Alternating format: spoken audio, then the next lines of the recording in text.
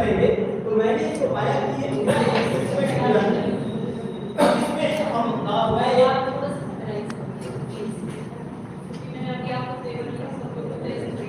नहीं अच्छा बोल रहे हो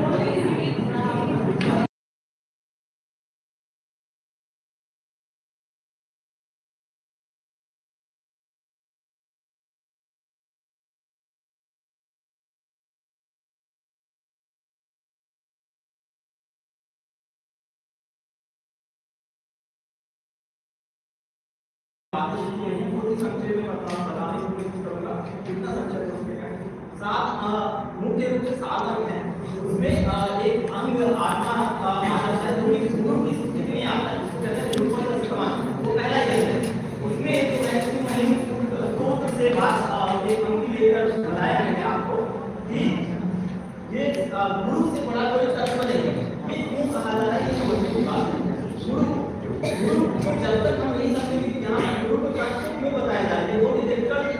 बात है ऐसे कैसे किसी गुरु को पता तो नहीं कैसे हम क्रिएट कर देंगे लेकिन अगर हम कुछ लाइन को याद करें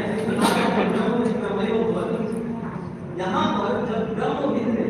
ब्रह्म को जान लिया ब्रह्म हो गया वही ब्रह्म है मतलब वही तत्व है इसके लिए अगर हम देखें इस बात को कह रहा है कि गुरु से बड़ा कोई तत्व नहीं है इसलिए देखने के बाद से ये क्लियर हो जाता है कि वहां पर कुछ ऐसी बात नहीं की गई है जिसको एक्सेप्ट नहीं किया तो यहाँ पर ये गुरु से बड़ा कोई ये मुख्य बात है इसके लिए पहला अंग आता है जिसमें गुरु का स्तमन किया जाता है उनकी महिमा बताई जाती है दूसरा ज्ञान अंग है ज्ञान अंग में मुझे कुछ दो बातें आती हैं मेरे ख्याल से 8 अंकों को है बहुत संक्षेप में बता दे रहा हूँ फिर वहाँ पे मैं कंक्लूड करूँगा तो दूसरा अंग ज्ञान अंग है उसमें दो बातें मुझे पूछे आती हैं एक तो सत्पुरुष कहते हैं कि सत्पुरुष की शक्ति से ही ये सभी पूरी सृष्टि हुई है ये बात आपको वैसे ही करेगी जैसे आप कहते हैं कि ब्रह्म की माया से सब कुछ सृष्टि हुआ है फिर कहते हैं कि अगर सत्पुरुष को जानना है तो उसका तरीका क्या है उसका तरीका बताते हैं कि उसका तरीका है काया परिचय ये काया परिचय शब्द क्या है काया परिचय बनाने के लिए वो स्पष्ट करते हैं काया परिचय का सबसे पहले जो पंक्ति देते हैं वो है जो ब्रह्मांड को पिंड महा सकल पदार्थ जान जो ब्रह्मांड में है वो पिंड में है ऐसा सभी पदार्थों के लिए समझ ये बात ठीक वैसी है जैसे पिंडों में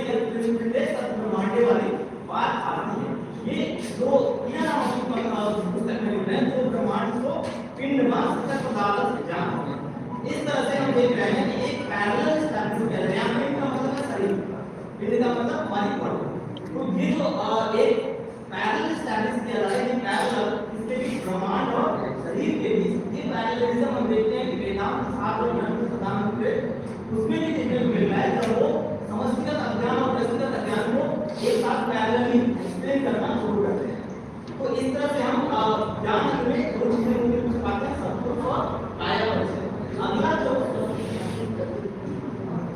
अगला है विज्ञान विज्ञान में तरह के जो कायाएं हो सकती हैं उस तरह की जो कायाएं जैसे हंस होता है हंस आत्मा जीव शिव ये सब अलग अलग कायाएं हैं जिसमें लोग फंस जाते हैं तो अज्ञान को जब हम देखते हैं दो तरह के जनरल नॉलेज होता है एक पर्टिकुलर इग्नोरेंस होता है जो किसी किसी को होता है कोई अपने आप को सिद्ध समझ लेता है कोई किसी समझ लेता है कोई अपने आप को प्राण समझ लेता है कोई अन्नम नहीं समझ लेता है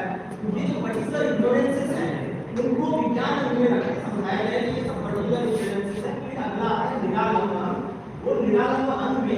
जो पर्टिकुलर इग्नोरेंसेस हैं उनको कैसे एलिमिनेट किया जाएगा ये बताया जाता है फिर अगला उसके बाद समाधि का आता है और समाधि में ये समझाया जाता है कि समाधि कैसे प्राप्त करें समाधि अंग में वो जो समाधि में क्या पता चलता है और कैसे सत्पुरुष का ज्ञान होता है उसके लिए एक दो पंक्ति में बताना चाहूंगा हट से वर्तमान देश काय